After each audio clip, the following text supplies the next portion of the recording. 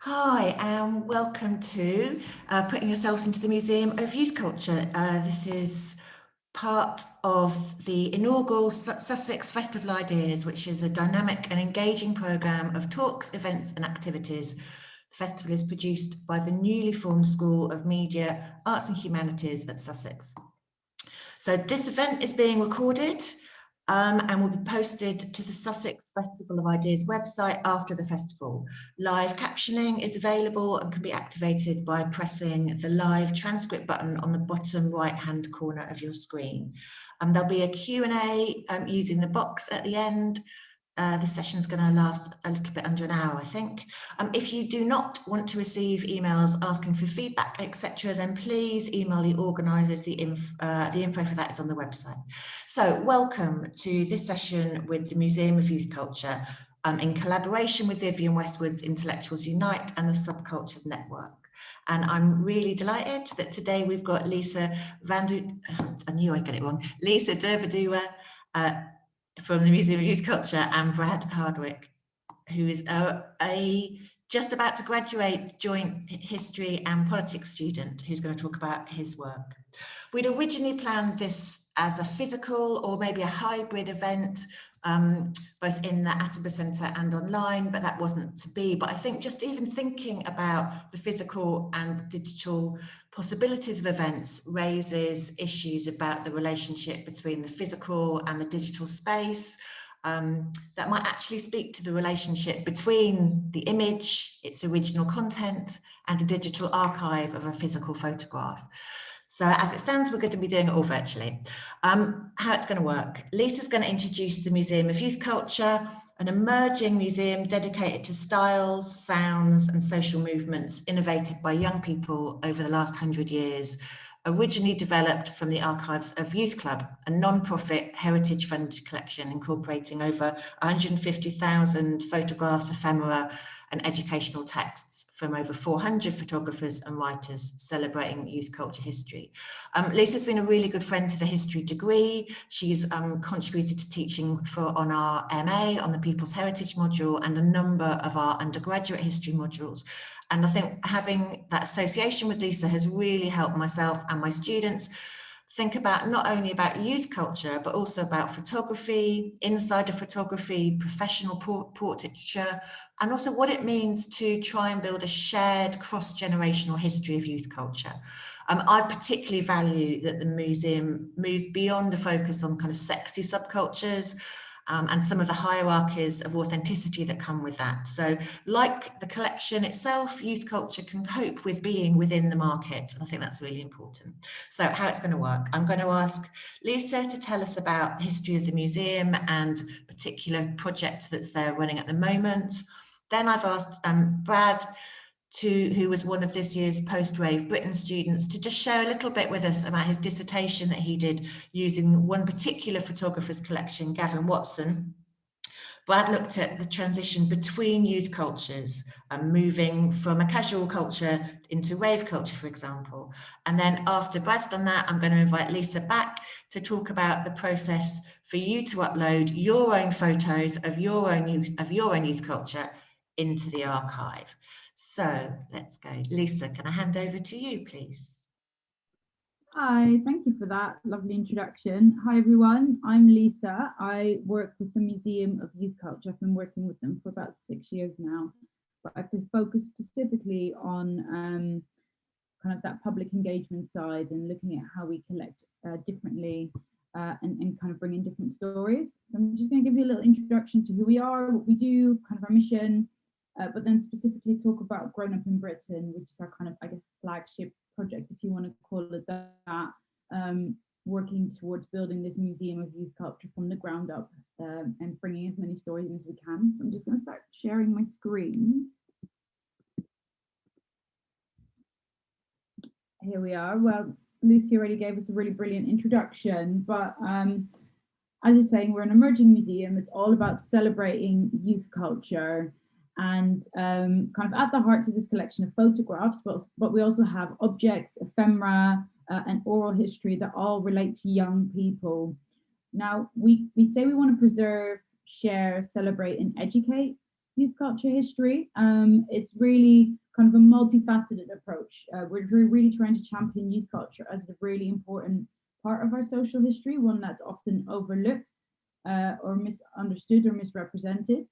So we're really trying to preserve those stories as being important, but we also try and work with and celebrate those stories and use them in education to kind of talk about the importance of that period in someone's life, the importance of championing and supporting young people, and really looking at how some of these youth culture movements have provided a really important base for people to form their sense of self, their sense of identity, to find camaraderie and kind of to set them up later in life. So it's really not just about preserving the story for the future, but really about changing narratives and ideas around youth culture and why we think it's important to preserve the story. Now, at the heart of our collection and kind of where we started is this kind of 6 filing cabinets that are filled with slides. The collection was started back in 1997 as a photographic archive, and it was known as PYMCA, which is the Photographic Youth Music and Culture Archives. John, who still runs the archive today, he started a magazine called Sleaze Nation. They're working a lot with young photographers at the time, kind of shooting whatever they fancied or kind of the events that they were going to, but they really struggled as a magazine to find photographs from past youth culture movements. None of the bigger libraries were celebrating it. Museums weren't necessarily preserving it either. And I think there was just this realization that, you know, there was a risk of many of these stories getting lost. So he founded PYMCA in 1997. It started as an analog collection, and there was basically just this big nationwide call out that said, you know, if you photograph young people, you know, become part of this. So over the 20 years, this worked as an image library. We had over 200 photographers with all documented youth culture, but particularly kind of a 20th century post-war kind of focus on music and fashion. Now, this collection is absolutely incredible. You might open one of these drawers and this is what you could see, you know, jungle, drum and bass. We've got hip hop as well. I think John once calculated that if you laid them out, you could fill like 32 football fields filled with slides, which is amazing. But it was never really the goal to run just an archive. You know, it was never the goal to be quite passive about it. You know, always at its heart, it was understanding that these photographs and the story is incredibly important, and that was maybe not necessarily being recognized on different levels. And whilst there are amazing museums that have brilliant collections that celebrate youth culture, there wasn't an institution or collection dedicated solely to it. So in 2015, we did a big exhibition at the South Bank Centre called One Nation Under a Groove. And it was trying to move away from specific movements or time periods. And it was trying to look at those shared experiences of growing up. You know, trying to find yourself, that sense of identity that sets you up for the rest of your life. And it made sense to put a mod from the 60s next to a grime kid from the noughties. It didn't feel weird. We could look at that, kind of those shared experiences. And I think that's kind of the final thing that we needed to say, well, actually, let's focus on this story. Let's move away from just being an archive and actually start telling the stories and the narratives around these images and get this collection out there.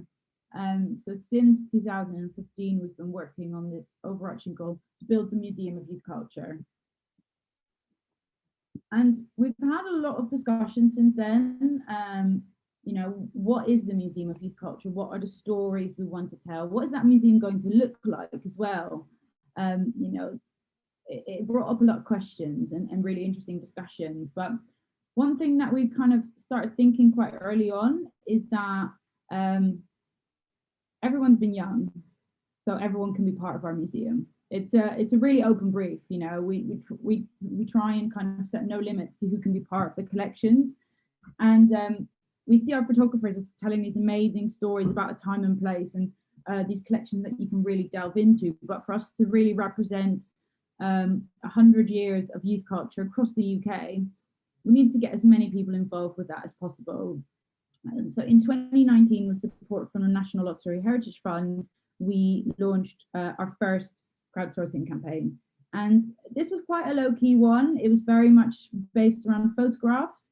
It was very London-centric as well. We kind of just wanted to test the water, see what happened. Part of it was digital with support from Time Out London, but we also did scanning social. So for example, we'd go to the Ace Cafe for the day, bring a scanner, do a call out through their network and invite people to take in photographs. But what we saw really quickly was that we had this second collection that was starting to grow, that kind of sat alongside our more professional photographers and started exploring different experiences of growing up.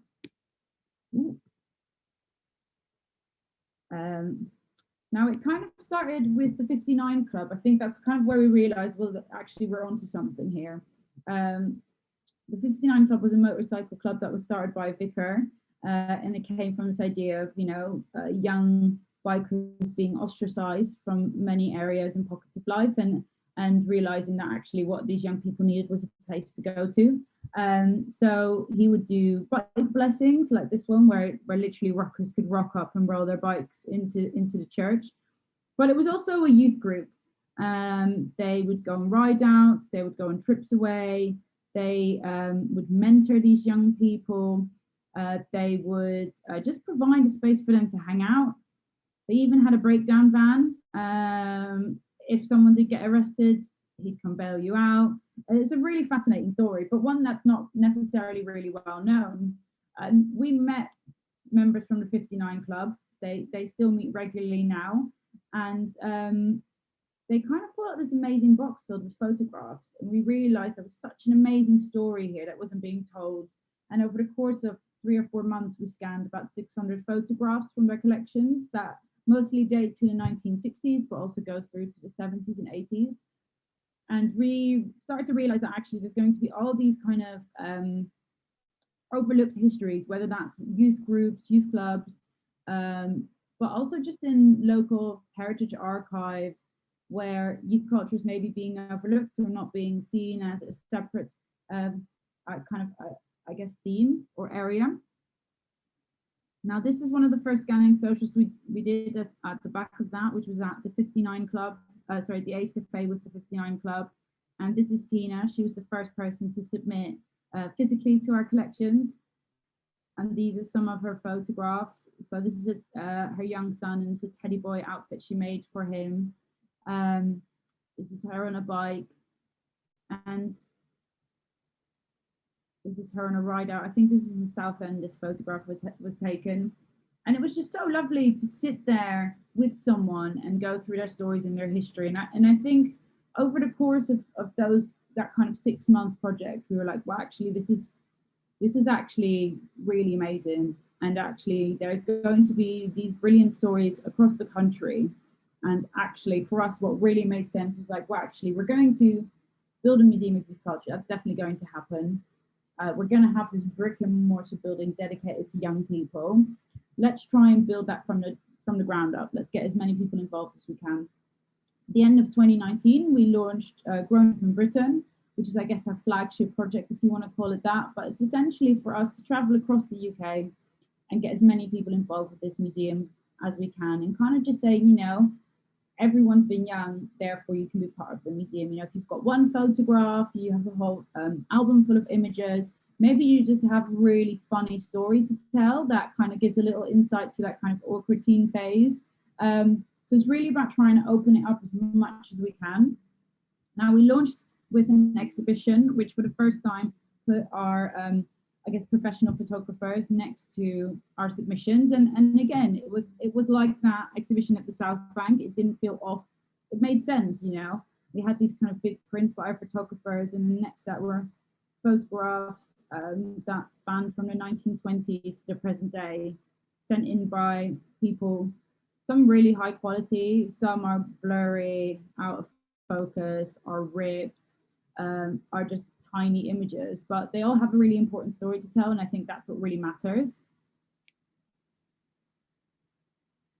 So after we did that exhibition, we launched a pilot project which is called Grown Up in Clacton. So that was really for us to kind of see whether people were interested in us doing this kind of bigger Grown Up in Britain project and kind of going to areas and telling the history of an area through its youth. So we went to Clacton between December 2019 and March 2020, doing scanning socials, kind of doing a lot of outreach work.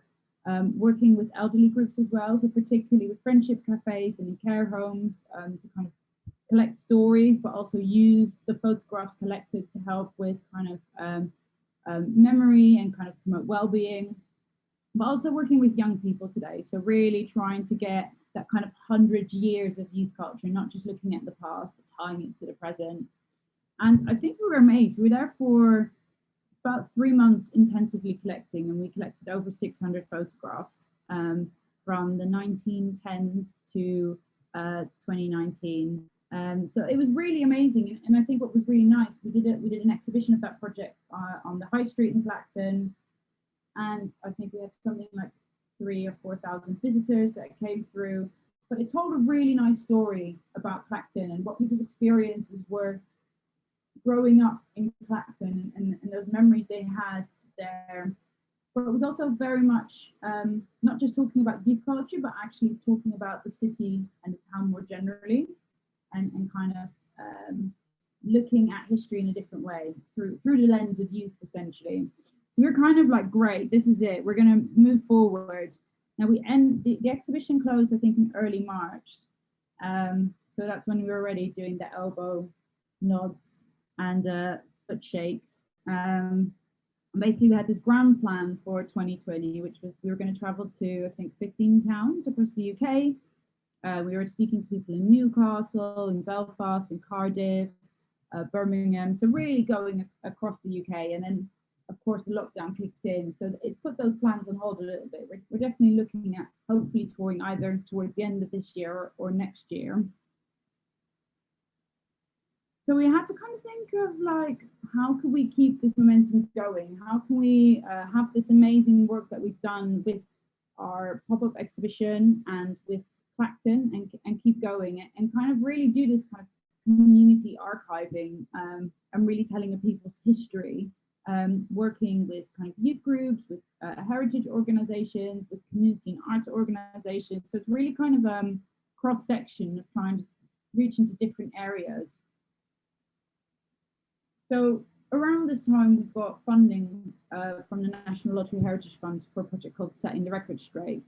Again, this all happened around the time that the first lockdown came in, and we kind of thought, well, we can't travel across the UK. How can we use this funding to continue the work that we were doing there and kind of reach people? Now, Setting the Record Straight was all about us looking critically at the archive and looking critically at submissions we've had so far and saying, you know, what stories aren't being represented, or if they are being represented but are being represented by someone that's not from within that community. And how do we empower and encourage people to tell their own stories, but also think about how we as a museum put out stories.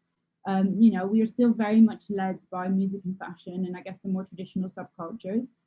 It's where we've come from, it's what we've worked on for the past 30 odd years. So, you know, that's also a slow and doing process to kind of open the boundaries of what we see and perceive as youth culture away from, I guess, cool subcultures and actually into those everyday experiences. So Setting the Record Straight was really about that. And one of the first things we did was we reorganized those filing cabinets. Now, if you kind of went up before, you might have looked at kind of all these different sections, and it was so niche. It was so niche. It'd be like a section on rave 1990, rave 1992, club toilets, under 18 clubs. Then next to it would be like skinheads, punks. It was super specific, and you're kind of looking at these drawers. There's no particular order to them either. It's quite an overwhelming experience, and we're kind of like, well, actually, if we can make sense of this, then we can make sense of the rest of the collection. And what we came up with this idea of a life archive. So rather than focusing on time periods or movements, we look at things such as leisure, you know, activities, dancing, sport, hanging out in parks, which again means that you can put a photograph from the 60s next to a photograph from the 90s, next to a photograph that was shot today. You know, we've got ones like personal style, there's one around group identities, there's one about kind of family and home life. So it's trying to make the archive understandable and accessible in a way that it applies to everyone. So we were reorganizing this. We also were working with researchers to kind of write stories on different ways to access the collection. So for example, someone wrote a history of youth culture and fast food and kind of those spaces and how important they are, kind of using fast food as a way to look at the youth experience over the last 70 years, I think it was from the 1950s to present day. So it was really that kind of work of like, well, how do we make the collection speak to everyone? Alongside that, and kind of at the heart of the project sat our Outreach Champion program. And I think this is quite interesting in terms of the context of today, of writing ourselves into history. Our Outreach Champion program was looking at those gaps and looking at those areas where people might be represented by someone from outside of their community. And it was looking at addressing that. So Outreach Champion project, we work with 10 people in total. And essentially we worked with researchers, some academics, some fresh out of universities, some kind of just interested in kind of youth culture. And we approached them and kind of said, if we were to represent your community, what stories would you want to hear? What do you feel like we're lacking, or what do you feel is not being told properly, and how can we address that? So we looked specifically at kind of LGBTQ history, Black British history, but also the South Asian diaspora and women's history. And we worked with people and said, you go out and you collect the stories that you feel are important and that you feel the museum is lacking.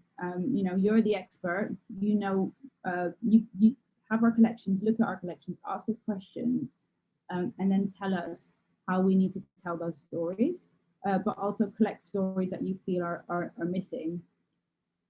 Now, we weren't really sure how it was going to go. It was definitely a little bit of a trial run, but I think this way of collecting for us has been groundbreaking in a way, because it really, we got so many amazing stories in. I think it was something like 80 oral histories were recorded. It really forced us to look at how we collect, but also think about different ways that we can collect.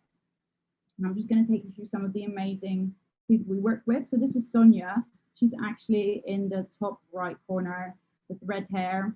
She was one of the first people to submit digitally to our collections, and we kind of reached out to her. I'd spoken to her a couple of times. She was really interested in kind of women in punk, but also Black women in subcultures, and we'd had some really interesting discussions. And I just said, well, do you want to do a research project for this, focusing on women in subcultures? So she spoke to 10 women that grew up in, I think, the 70s, the 80s, and the 90s, doing kind of long form oral histories. And that was really kind of lovely. They were kind of focused around Nottingham, but kind of looking more widely. Chardine was particularly interested in kind of alternative voices within the alternative scene. So whether that's Black women or transgender women, and actually highlighting different stories that just don't really get told otherwise. And I think that our collection doesn't really tell. Amal was looking at the experience of the South Asian diaspora in the UK, but also with a particular focus on LGBTQ and queer culture. And working with Amal was really interesting because different elements came up. I think we've been so photographically led, and actually that can be quite exclusionary in many ways. So Amal's were mostly oral histories, not very many photographs, but also we started taking on anonymous oral histories. So those different things that we need to think about that we hadn't thought about before in terms of how we collect, the kind of barriers that even doing a photographic submission puts up, and having people submit their names, and kind of thinking how we can approach that differently to make it more accessible to submit. Esther looks specifically about women in protest movements, and kind of how they're kind of often overshadowed or not told in the histories. Elle was looking at LGBTQ and queer culture, and while she's got some amazing photography, one thing that she was very interested in was zine culture, and again around this idea of what do we feel comfortable putting out about ourselves. Maybe we don't want photographs in a museum, but there's other ways that we can share our stories and share the things that we experience. And then we were focused specifically on the South Asian all-dayers that used to happen throughout the 80s and 90s. but speaking specifically to kind of DJs and promoters that kind of were instrumental in that, but again, not necessarily a story that's very well known. So I think this kind of new form of collecting for us is something that we're going to keep moving forward. And I think we're always trying to think of ways that we can make sure that collecting and being part of the museum is as easy and as open and as accessible as possible, but also to make sure that we're not dictating what becomes part of the museum from the top up, so that we give people that support in that space to collect and to tell those stories, especially if there's areas where maybe we're not representing properly, rather than us saying and going in and trying to do that, actually working with people to tell those stories. I just want to touch a little bit on public engagement during lockdown, because I think that ties in quite well with this, again, this idea of writing ourselves into history.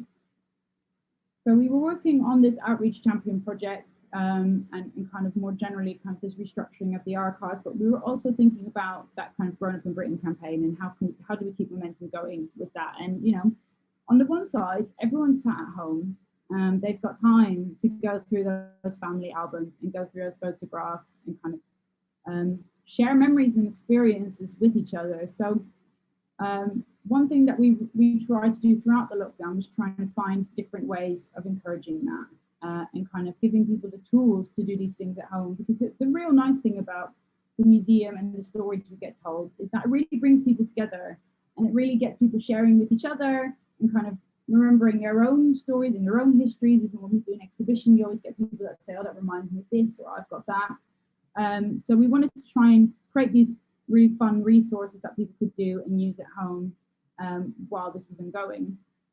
I'm just going to show you our at-home pack, which is basically a kind of fun activity pack for individuals and families to kind of get sorting through and sharing youth culture memories. Now it goes from the real basics of just themes you can discuss and memories you can touch on, whether that's you know, family holidays or kind of your first jobs, you know, first loves as well, you know, what school was like, and kind of starting points to get you chatting, to more specific things of, well, how do you scan a photograph if you don't have equipment? How do you digitize an image using your phone? Because that's totally possible. How do you record an oral history? You know, if you've got kids, well, how can you actually work with your kids to share these memories? We also created a Key Stage 3 learning resource that was really about, well, if you interview your parents and your grandparents, you can actually find out a lot about how society has changed, and it actually ties into the curriculum. So it's trying to create all these fun activities that kind of put youth culture and sharing at its heart. And actually, over the course of lockdown, I think we had something like 2,000 submissions come in, photographs that just came through kind of an online form, which has been really amazing to see, you know, people sharing and kind of having those discussions with each other. So that kind of brings me back to kind of this idea of writing ourselves into history. You know, at the core, the Museum of Youth Culture and the Grown Up in Britain campaign is all about writing ourselves into history. It's about championing that youth culture is important and that everyone has been young and that everyone's story is important, and trying to celebrate those histories as being important. And it's essentially a different way of looking at our history that isn't focused around big events or big moments or politics, but it's just focused on people's experiences and people's memories. And I think looking at young people, you can really tell a lot. So we're really hoping that as a project and the way we work, we try and work as grassroots as possible, where it's very much community and people-led, and where it's really about writing people into history through their youth culture experiences. Now, this is our submission page, which we'll be going through in a bit, but I'd just like to put my email address up on here, so if you've got any questions, or you want to get involved, just drop us a message or go to the museumofyouthculture.com and have a bit of a look through all the photographs that we have on there. Thank you, Lisa. Thank you so much. I'm really struck by the extent to which the Museum of Youth Culture is really about a way of working and actually learning the lessons from youth culture and applying them to a museum in a lot of ways, whether that's just the process of following a network as your research methodology, which I think is so powerful. But also the way in which you move between what it's like to be represented or seen as a young person, and that might be through CCTV, it might be through your parents' eyes, or it might be the sort of, school records, awkward school photographs, and how that relates to the photos of yourself or that you take with each other. And so I just think there's a really interesting way that you're managing to match the ways we understand youth culture as a generalized life cycle stage, but also as an incredibly diverse and intersected identity, and mapping that onto a museum, thinking about the public and the private, mapping that onto a museum. It's so great. Brilliant. Thanks, Lisa. So I thought it would be nice to see what someone could do with your archive. And so I'm going to invite Brad to put his camera on. And hi, Brad. So Brad's just finished his dissertation. He's waiting for his results, and he was part of this year's Post-Wave Britain module and used a particular photographer's collection as part of his dissertation research. So I'm going to turn my camera off, Brad, and then when you want me to, I'm going to share the screen with the image for you. Thank you. So yeah, my dissertation was on exploring the subcultural trajectories and moral panics through the photography of Gavin Watson. So that documented the skinhead subculture going into rave in the period 1978 to 1990. And through this, the museum became my vital source because it has several collections, and the one that I used was Gavin Watson. And I think the photographs for me were really important because it brought to life my project. I wasn't just reading around my project. Through the photographs, I could really see these transitions and the changes taking place. And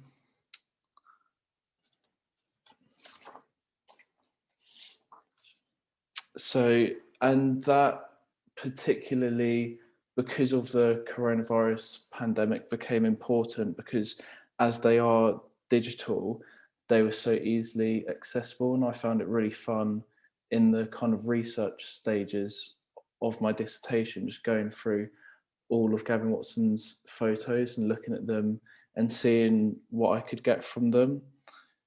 And unfortunately, because of the pandemic, I wasn't able to go to the museum itself, which has a pop-up store now. But so, yeah, the digital archive became particularly significant for me. And then if I just show my photo, Lucy. Thank you. So I used, this was one of the first photos that I came across, and I particularly like this photo, and also it fits in around chronologically at the start period. It was taken in 1980. So it kind of looked at the very beginning of my period of study. It shows Gavin Watson, who is the taller person, with his younger brother Neville, and I found this photo really intriguing because through the collection, it's quite a rare occurrence because Gavin Watson is obviously the photographer. So to have him placed in the photo, I found it quite interesting. And going back to kind of like my starting point, it represents like I found in my dissertation, that it represents the beginning of this subcultural trajectory because they're in the skinhead clothing to an extent, but they haven't like fully shaved their heads yet. So I found that quite interesting as well. And I've also thought that there's kind of connotations of Gavin initiating Neville in the scene by doing up his braces. And then I also thought there's kind of a lot to be said about comparing the domestic sphere in the photo as it's in their front room of their family home with kind of like the outside and the other photos in the collection. So yeah, it's kind of, it was really a big help for my dissertation.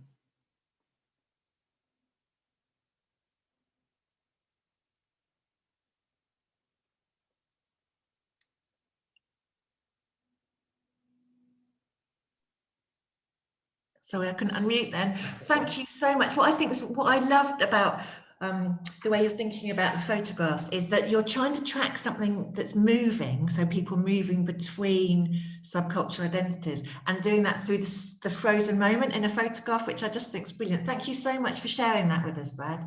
So Lisa, can I invite you back in and we can see if we can show people how to put themselves into the archive. So I thought I would put my money where my mouth where my money is, money where my mouth is. And so I've chosen a particular photograph that's of me in, I think, so this is 1988. I've just turned 18. That's my baby on my shoulders. And I think that this is a retirement party that was held for Margaret Thatcher the year she should have retired in a place called Jericho in Oxford. And this is, I didn't know the person who took this photo. Someone took this photo, like a sort of semi-professional photographer took it, because they were like, oh my God, look at the state of youth today. And this sums up everything about the 1980s.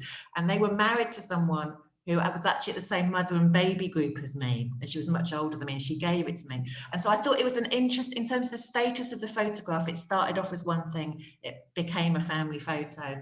And also the other thing that I liked about it is, which also that one of the motorbike women had, young people have babies too. And I thought that's, that kind of youth might involve also being a parent. So I thought that this is the one that I'm going to put into your archive, Lisa. Amazing. Love it. The link is available to everybody. So this is the page that I'm going to go to. Am I doing this right? Yeah, so it's museumofyouthculture.com/submit. Nice and simple. And then if I scroll to the bottom, is this where I'm going to do it? So nice and simple. There's loads of stuff above it as well, like that just kind of outlines what it is and kind of like why you should submit, but also what we're trying to do. Just something to say as well, and I think again it's part of this thing to make sure that it's all accessible and open, is like if you submit to the museum, it's not like you're giving us copyright to your image.